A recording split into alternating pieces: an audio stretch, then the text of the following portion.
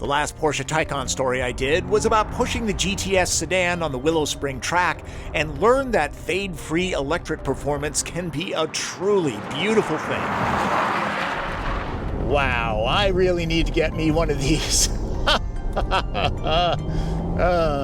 In the Porsche universe, GTS is the ambassador between road and track. It goes from street to circuit with ease. Sure, 5,000 pounds of steel, glass, plastic, and battery can be felt in hard corners, but the Taycan GTS is an impressive machine on the track. Even after 6 hard laps of the 2.5-mile course at speeds of up to 145 miles an hour, the Taycan sauntered into the pits like it just came back from shopping at Macy's. This is how I got here. It's still a Taycan and a GTS, but it's the Sport Turismo, with standard dual-motor all-wheel drive and the large 93.4 kilowatt-hour Performance Plus battery pack. The starting price is just under $135,000. It's a singular reason to want to make a lot more money. Sell it to your significant other as a practical choice. Normally this body style is called the Cross Turismo. Order the GTS, which slots in between the 4S and the Turbo, and it becomes the Sport Turismo, the only way you can get a Sport Turismo. A lot of people think that this is a wagon. I'm okay with that if wagons look this good. Sure got a lot of thumbs up from the Los Angeles crowd. Like the sedans, Sport Turismo GTSs have cosmetic differences like black trim, sport design front fascia, and a rear diffuser much like the one on a Turbo. There's no wheel arch cladding like Cross Turismo. It rides at the same height as the GTS sedan, so this is not for off-roading. GTS uses the same dual electric motor all-wheel drive setup as the Turbo, detuned a smidge so the power rating slots between it and the 4S. Here it makes up to 590 horsepower and 626 pound-feet of torque in launch control. The front motor can now decouple for better efficiency. Taycan is unique in the EV world. It has a 2-speed transmission in back and will start in second gear in range mode for more miles per charge. How I got to Willow Springs is a story itself. I began in downtown Los Angeles in the early morning. I was able to choose my car and snagged the carmine red one, because they all were. Level 2 home charging is always on the driver's side, no matter if it's left or right-hand drive. The passenger's front quarter panel gets the fast charge port. Using 850-volt commercial stations, Taycan can juice up from nearly spent to 80% in around 22 minutes. A software update widens the temperature range that happens in. The boot adds a couple extra cubic feet over the sedan. I have no issues getting my gear into the Taycan. The Sport Chrono package and an adaptive air suspension tuned especially for GTS are standard. Stuff like rear axle steering and Porsche Dynamic Chassis Control Sport is optional. Remember, this is one of those cars where you don't have to use the start button. You push drive, and you're ready to go. I will be traveling to Willow Springs via the Angeles Crest Highway. If you haven't heard of the famed roadway, you've seen it on countless performance car ads. Very cool sound. Very cool. But first, I need to find my way out of the most confusing parking structure on the West Coast. Now I'm lost. Electronics are not on my side today. The card is not opening the gate. Going nowhere fast. Come on, man, really? Okay, finally clear of the hotel and on my way. Porsche programmed the directions in Google Maps, which flipped out and sent me, and to my defense, others the wrong way. So I'm headed out to the Angeles Crest Highway, and while I'm doing that, here's a little bit of a story. When I first drove the Taycan, a turbo model, they sent us out here to the Angeles Crest Highway. And the Porsche folks said, traffic data will tell you that it's closed, but it's not. Ignore everything. So everybody thought that the Angeles Crest Highway was closed, and it was completely empty. So it was like a playground. Had the time of my life. One of the best driving experiences I've ever had. Hoping the Taycan doesn't act like all the other technology I've dealt with today. All right, we've reached the promised land. Porsche says 0 to 60 happens in 3.5 seconds.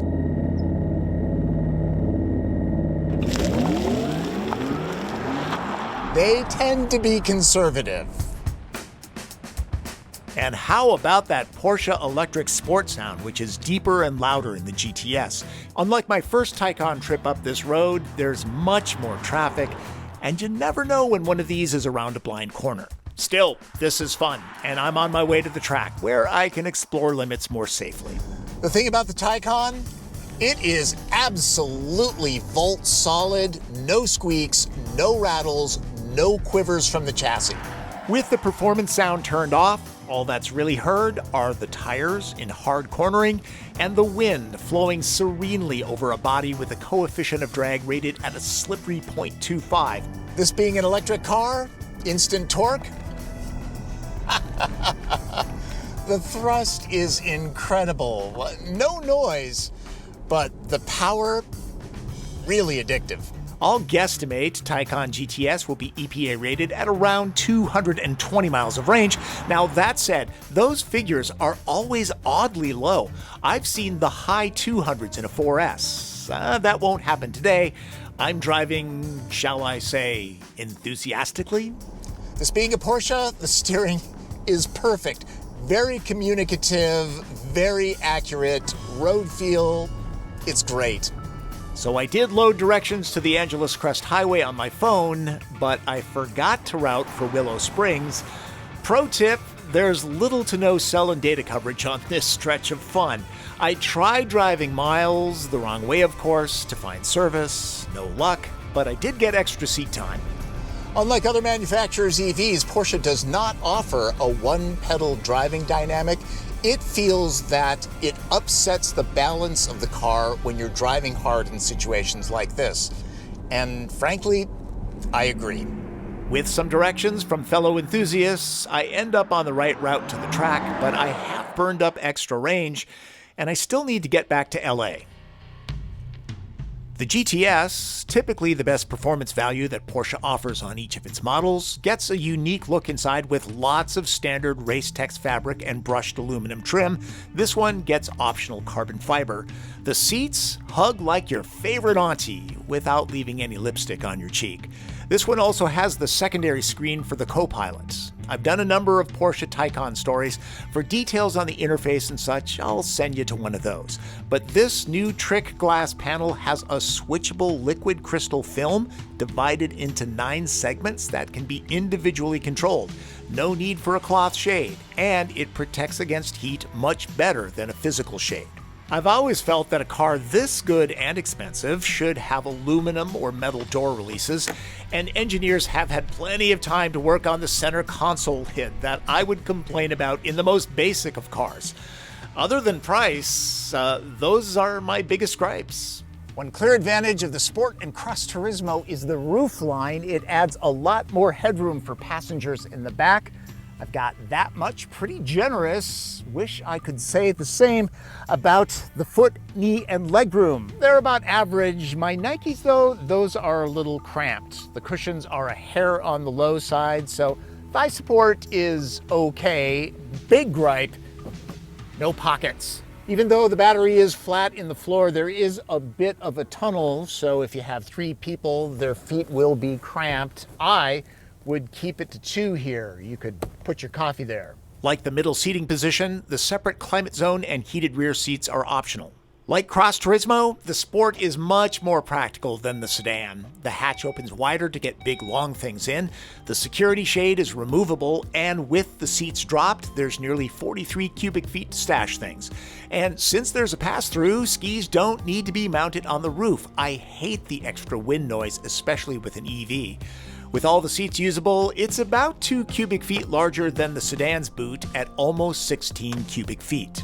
So after flogging the GTS sedan on Willow Spring's big track, it's time to head back to LA. Even though the Sport Turismo suspension is set up the same, it's perfectly comfortable on civilian roads. My problem is with Google Maps, which flipped out again and sent me the wrong way. But the car? That I love. I've said it before, I'll say it again, the Taycan is one of my favorite cars, and If I had the money, the GTS is probably the one I'd buy, the perfect balance between track and everyday driving. Most owners won't need the lofty capability of this model, but the well-rounded Taycan Sport Turismo GTS is quietly up for just about anything a driver asks it to do, even chores. So, because I drove hard on the way to the track, got turned around on the Angeles Crest Highway, and then had Google Maps go wacky on me on the way back to Los Angeles, my range got a bit tight. At one point, it was 50 miles to the hotel with 40 miles on the battery. Fortunately, there was a lot of downhill on the way back, and the regeneration added loads of range. I ended up making it very easily if you feel comfortable with single-digit range. I do. It was kind of a fun experiment.